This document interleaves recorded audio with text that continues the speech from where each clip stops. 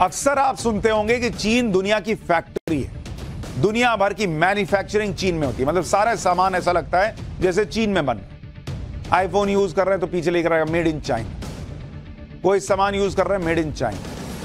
Global supply chain पूरी तरह से चीन पर निर्भर, इसलिए चीन जब चाहे अपने हिसाब से ग्लोबल सप्लाई चेन को प्रभावित कर दे, और अगर ग्लोबल सप्लाई चेन प्रभावित हुई तो पूरी दुनिया के लिए बहुत परेशानी हो जाएगी।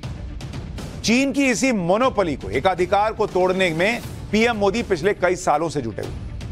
पिछले दिनों पीएम मोदी ने जब जापान का दौरा किया तो सबको लगा कि वो सिर्फ G7 देशों की बैठक में शामिल होने पहुंचे, लेकिन इस दौरे में पीएम मोदी ने चीन की अकड़ और उसके व्यापार को ठप करने का ऐसा रोडमैप तैयार किया जिसकी वजह से 14 देश चीन को घेरने के लिए मेगा डील करने के लिए तैयार हुए। 14 देश। और इसके लिए पिछले दिनों अमेरिका के मिशिगन में IPEF, यह ध्यान रखिए शब्द जिसका जिक्र कर रहा हूं,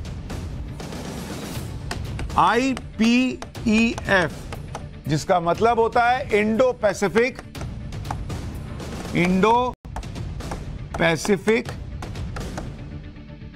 इकोनॉमिक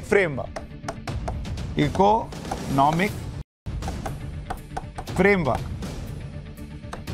ये जो है IPEF, इसके सदस्य देशों की बैठक।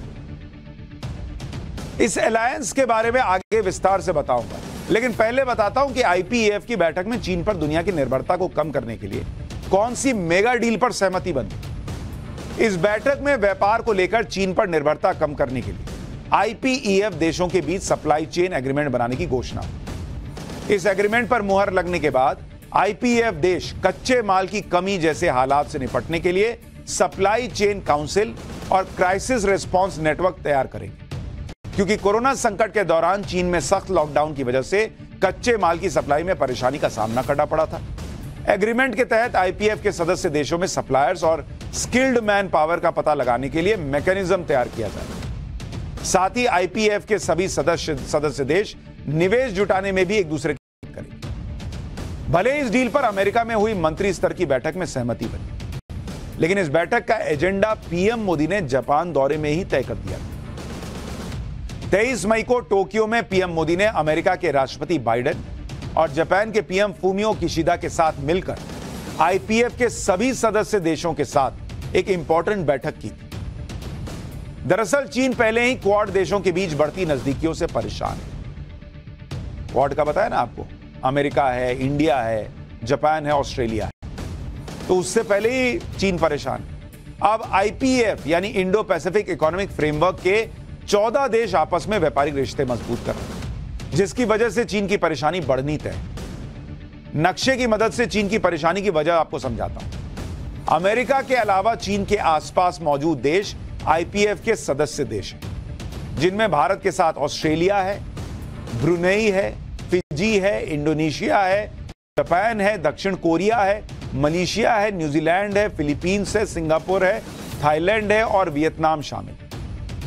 अब अगर आप ये सारे देश देखेंगे तो ये सारे देश चीन के आसपास के देश हैं, और ये सारे देश भारत पर भरोसा करते हैं, इसलिए भारत के साथ व्यापार बढ़ाना चाहते हैं। दूसरी तरफ चीन इस पूरे इलाके पर कब्जा करना चाहता है ताकि वो अपना व्यापार बिना किसी रोक टोक के कर सके। इसलिए भारत और अमेरिका इस इलाके में चीन की तानाशाही को रोकने के लिए इंडो पैसिफिक रीजन में मौजूद अपने सहयोगी देशों के बीच कारोबारी रिश्ते मजबूत करने में जुटे, जिससे चीन की मुसीबत बढ़नी तय। जिस इंडो पैसिफिक इकोनॉमिक फ्रेमवर्क के देशों ने मिलकर ग्लोबल ट्रेड में चीन को कमजोर करने के लिए डील की, उसकी अहमियत भी समझिए। IPEF के सदस्य देशों की कुल GDP पूरी दुनिया की कुल GDP का 40% है। मतलब ये 14 देश जो हैं वो मिलकर 40% कंट्रीब्यूट करते हैं दुनिया की GDP में। दुनिया भर में होने वाले व्यापार का 28% इन्हीं देशों के बीच होता है। 14 देशों के बीच डील कैसे चीन की इकोनॉमी को बर्बाद कर सकती है वो भी सुनिए। दरअसल चीन का ग्लोबल एक्सपोर्ट उसकी कुल GDP का 20%, मतलब जितना देश में पैसा है उसका 20% वो दुनिया को जो सामान भेज रहा है उससे आ रहा है। मतलब 100 रुपया कमा रहा है तो 20 रुपया बाहर जो सामान भेज रहा है उससे आता है। ऐसे में अगर उसके आईपीएफ के एग्रीमेंट की वजह से चीन के एक्सपोर्ट पर मार पड़ी तो चीन की इकोनॉमी की हालत बहुत खराब हो जाएगी, क्योंकि चीन पहले से ही परेशान है, उसकी आर्थिक हालत पहले से ही बिगड़ी हुई है। विदेशी कंपनियां चीन में निवेश करने से कतरा रही हैं।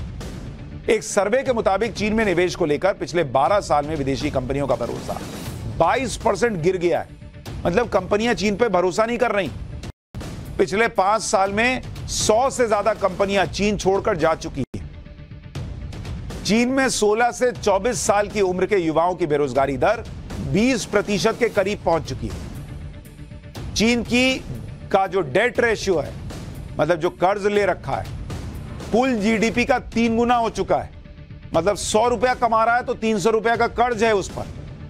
युवाओं को रोजगार नहीं दे पा रहा, कंपनियां छोड़ छोड़कर जा रही हैं।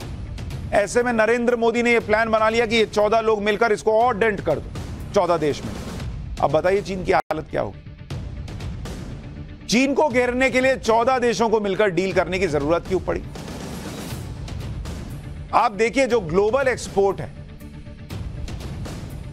दुनिया का निर्यात देखिए, उसमें चीन का शेयर जो है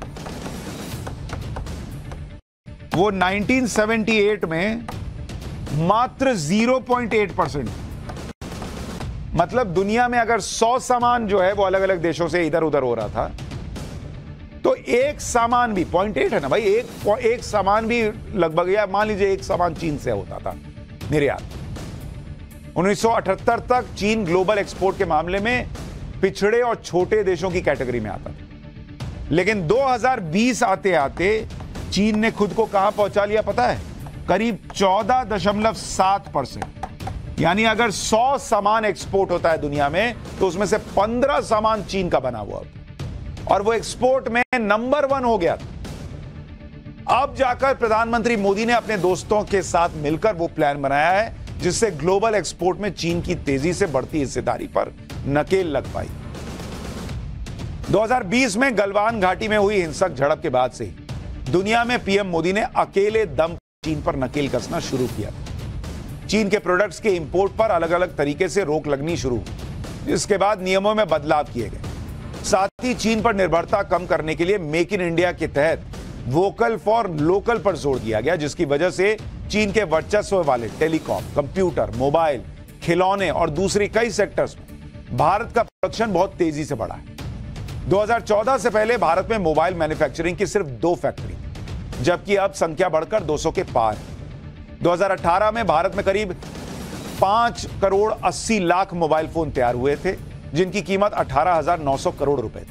2022-23 में यह बढ़कर 31 करोड़ मोबाइल फोन हो गए और इनकी कीमत 2,75,000 करोड़ रुपए हो गई। 2018-19 की तुलना में 2022-23 में भारत के टॉय एक्सपोर्ट में, जो खिलौना बाहर भेज रहा था भारत, 172% बढ़ गया। 2018-19 में भारत ने 900 करोड़ रुपए के खिलौने एक्सपोर्ट किए थे। ये 2022-23 में 2,435 करोड़ रुपए हो गए। इसके अलावा आंकड़े बताते हैं कि 2028 तक चीन और अमेरिका को पीछे छोड़कर भारत दुनिया का सबसे बड़ा कार बाजार बन जाएगा। 2022 में चीन ने करीब 2 करोड़ 68 लाख कार बेची थी, जबकि भारत ने इस दौरान करीब 2 करोड़ 7 लाख कार बेची। और जो बार बार हम कहते हैं कि चीन से आयात जो है वो अभी हाल में बढ़ गया, वो इसलिए बढ़ गया क्योंकि पहले हम चीन से सामान आयात करते थे। अब अपने यहां मैन्युफैक्चरिंग बढ़ी है तो मैन्युफैक्चरिंग प्रोडक्ट्स जो है वो इधर उधर से मंगाने पड़ रहे हैं, और उसमें से चीन से सस्ता आता है तो वहां से मंगाकर फिर चीन को ही डैमेज करते हैं। ये आया है बदलाव।